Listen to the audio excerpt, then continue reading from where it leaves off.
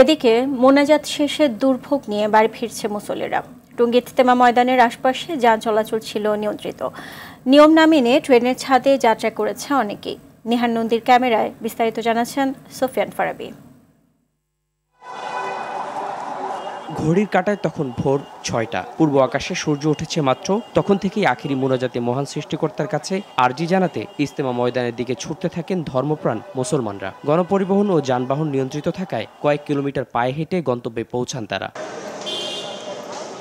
মহান আল্লাহর দরবারে ইহকালীন শান্তি ও পরকালীন মুক্তির প্রত্যাশা করেন সকলেই। ভাই বোনরা মারা গেছে, তাদের জন্য আমরা দোয়া করব, আর পরিবেশে যাতে ভালো হয় এটার জন্যই দোয়া করব। স্বৈরাচার সরকার চলে গেছে, এইতে আমাদের অনেক শান্তি, আর মুসলমান হিসেবে আমাদের এটাই চাই, মানে আল্লাহর কাছে ভালো চাই। এই দেশের শান্তির জন্য আমরা দোয়া করব এবং আমাদের ভবিষ্যতে যেন মৃত্যুর পরে আখেরাতে ভালো কিছু পেতে পারি, সেই বিষয়টা নিয়ে দোয়া করব।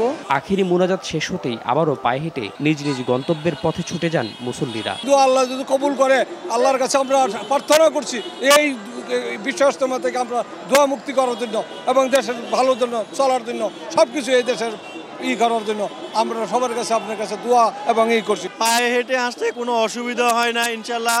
এখানে আইনশৃঙ্খলা বাহিনী অত্যন্ত সহযোগিতা করছে, আমরা এই ইজতেমা মাঠে আসতে পারিছি। আইসি কোনো সমস্যা নেই, আল্লাহর রহমতে ভালোভাবে মনোযোগ ধরলাম, সব একসাথে মনোযোগ ধরলাম, ভালো লাগলো।